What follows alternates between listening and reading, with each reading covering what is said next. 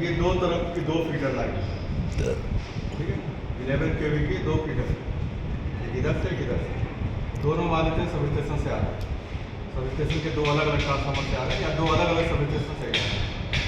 एक feeder line यहाँ से है 11 kV की, ये हमारा RMU है यूनिट है, रिंग मेन यूनिट। यहाँ पर 3 आइसोलेटर लगे हुए हैं। एक आइसोलेटर इस फीडर को यहाँ पे जंक्शन पर ज्वाइन करता है,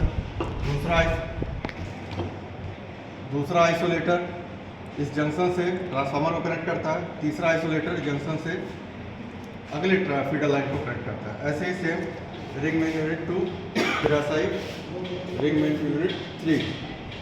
अब यहाँ पे हम लोग देख पा रहे हैं कि यहाँ पर फीडर तो जुड़ा हुआ लेकिन सप्लाई नहीं आ रहा है। क्यों नहीं आ रहा है? क्योंकि किसी मेंटेनेंस काम के लिए यहाँ पे सप्लाई काटी गई है। तो आपको सब स्टेशन से रिकनेक्ट करने की जरूरत नहीं है, यहीं से हमारी सप्लाई जो है वो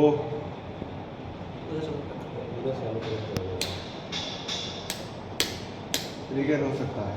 काम नहीं लगा, ऑन नहीं है भाई, काम सही से नहीं लगा, ऑन नहीं है बेटा। ऑन नहीं, ऑन कर दो, ठीक है।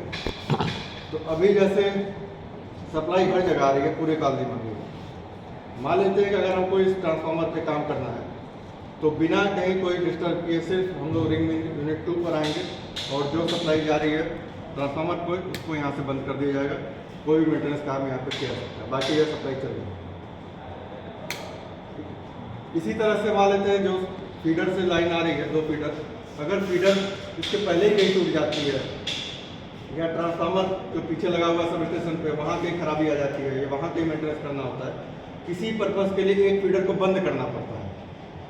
कोई एक फीडर बंद कर दो, वो वाला फीडर वही तार निकाल दो, फीडर बंद कर दो, ठीक है, ये फीडर बंद हो गया। अब जब तक वो सब स्टेशन पे काम हो रहा है तब तक यहाँ सप्लाई बंद रहेगी, अगर ये सिस्टम ना होता तो। लेकिन हमारे पास ये यूनिट लगा हुआ है, हम इसी फीडर लाइन को आगे बढ़ा देंगे, ठीक है। अब ये इस कॉलोनी नंबर 3 को सप्लाई जा रहा है फीडर नंबर 1 से, फीडर नंबर 2 डिस्कनेक्ट है। तो रिंग मेन यूनिट का फायदा ये है कि आप कहीं भी पूरे रिंग में कहीं भी सप्लाई दे सकते हैं।